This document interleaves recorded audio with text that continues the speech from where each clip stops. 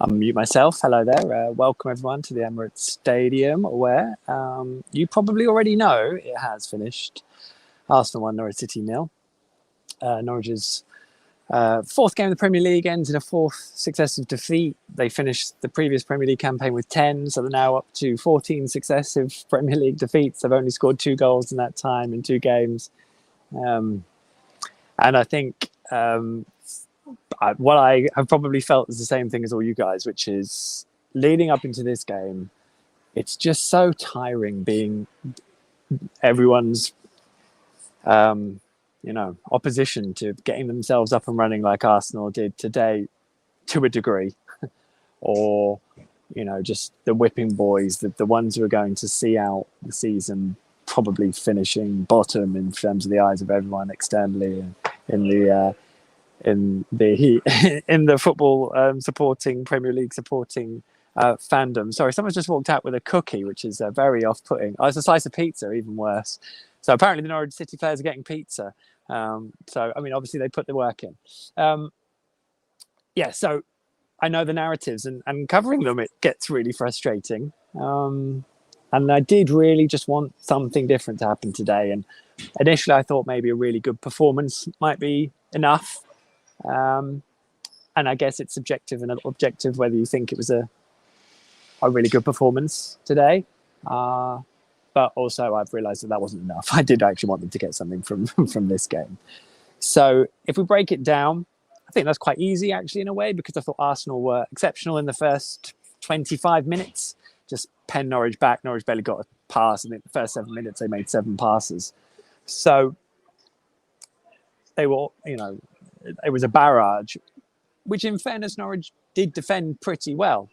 From that point on, the rest of the first half, I thought Norwich really grew into it. They had the majority of the possession, and they sort of had this feeling that they would get into good, promising positions on the edge of the area, but couldn't do enough with either the final pass to actually create some proper chances, which is why Norwich have finished this game miles off Arsenal in terms of expected goals, which is kind of the judgment of how good their chances were, rather than sort of the feeling of what it was like. Then in the second half, I thought Arsenal probably dominated it, in truth. Norwich sat a bit deeper, did most of their better work on the attack as a countering outfit. But again, Ramsdale didn't really have a lot to do. And Arsenal created a lot of opportunities. And of course, the game opened up once they took the lead, and there were a lot of gaps all over the place. So I didn't really have an issue with Daniel Farke's substitutions. But certainly I thought the goal kind of opened that up, and probably on weight of chances, Arsenal deserved it. You have to say that. And if I break down the goal in itself, obviously a lot of talk around how it was offside, VAR checked the goal. Ultimately, the screen grab that you will see doing a lot of rounds on Twitter and social media, that is irrelevant, because at that point the ball never reaches Aubameyang. So him being offside then is irrelevant, I'm afraid. It's a great screenshot for making it look like the goal should have been flagged off, but it's irrelevant. Somehow Pepe on the floor does a cartwheel and manages to knock the ball across an open 6-yard box after a brilliant save from Tim Krul. At that point, Aubameyang becomes active, and at that point, it's whether he's offside or onside or not. And at that point, he's behind Pepe, so he's onside. Off the back of the goal chalked off against Leicester, they are obviously 2 exceptionally fine margins in terms of offside calls, but they're both right. Also, the Arsenal goal comes from Norwich giving the ball away cheaply in their own half, deep in their own half as well, trying to play out from the back. And Norwich have been really short of quality and composure. And a lot of the time they've tried to play the ball out so far this season. Either it's a fact they haven't quite got up to speed yet and they're still playing catch-up and they're playing against very good sides, or it's that they are lacking the quality to do it. I guess over the coming 5, 6, 7 games, we're going to see how that plays out. And hopefully there is room for an improvement in that. But you cannot get away from the 2 principal facts, which are that the goal shouldn't have been cancelled for VAR offside, and that the ball and the chance came from Norwich giving the ball away in their own half.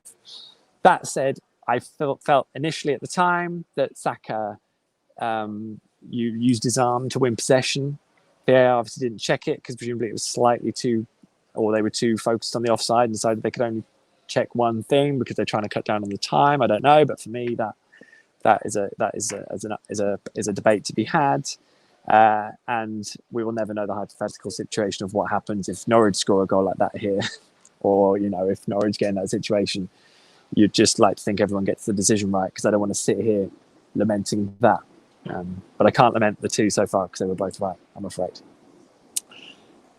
Now, we're all going to be quite conflicted. We've all got the baggage of where Norwich are at the moment in terms of their run and how games have gone. So, and as I started this video off, I sense the frustration. Trust me, I do not want to be sat here watching this continue, because it's going to be a really long season.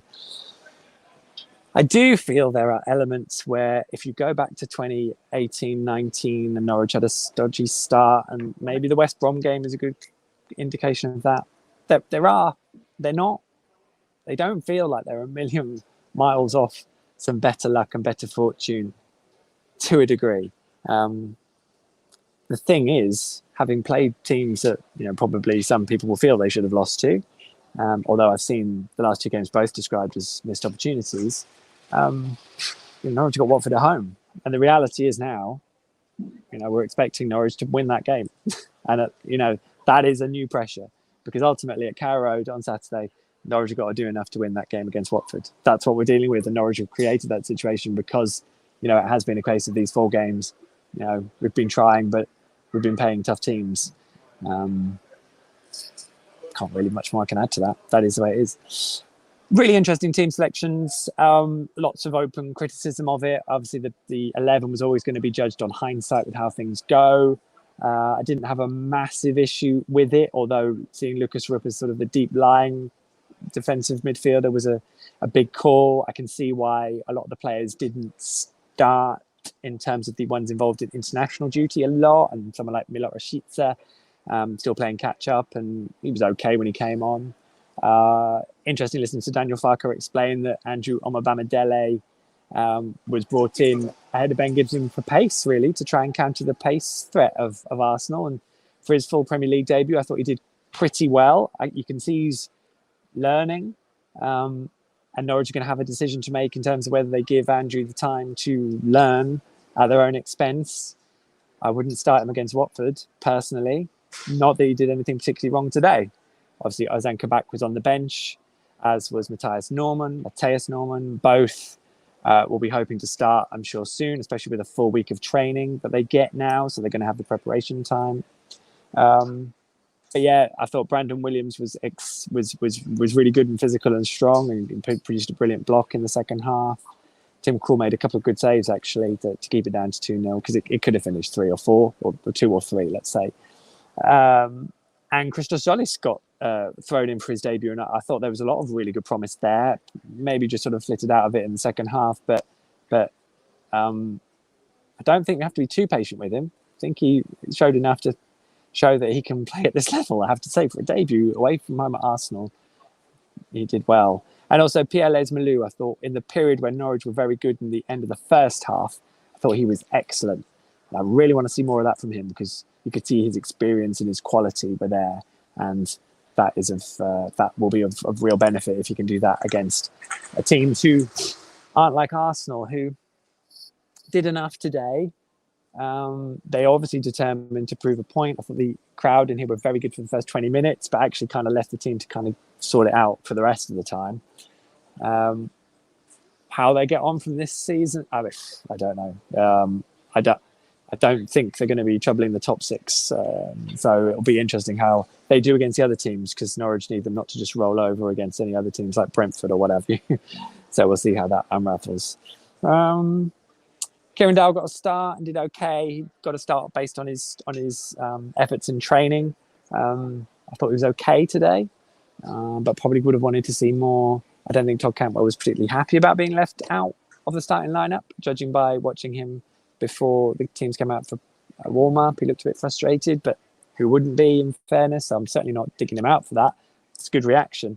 And he did pretty well. I thought he put players under a bit of pressure, actually, which was nice. So I hope we get the right reaction from Todd there. Nothing to suggest we wouldn't. I think I'm all covered. A lot of the other stuff is probably there to be debated, but ultimately it is what it is. It's going to be a long week, I think. A really interesting week, another really interesting game coming up at Carrow Road on Saturday. Norwich haven't had that kind of situation and pressure in a Premier League game for a very long time, especially with a full house. So we will see how we get on. But that's all I've got for now. There will be some stuff on The Athletic. This was Daniel Farke's 200th game, so I might be picking apart that on The Athletic over the coming days. On the Ball podcast will be live on Monday evening, so keep an eye out for that. That will be live here, as well as on the usual YouTube and audio channels. But this is me signing off from the Emirates, where Norwich have lost 1-0. The beat goes on. Let's hope Norwich don't concede 30 shots to anyone else this season, but I guess we'll have to keep a watching brief on that. You've seen enough of the scoreline, so I'll take that off. There goes Mr. Bryans, and I will see you very soon. Thanks for watching as always. Subscribe to wherever you're watching this if you want to. Put any comments and questions in. I'll read as many of them as I possibly can. I always enjoy reading them. And in the meantime, I will say goodbye to you all and have a lovely weekend. Don't worry, it's only football. And let me find the way to sign off, which is here. Thanks for your patience. See you soon.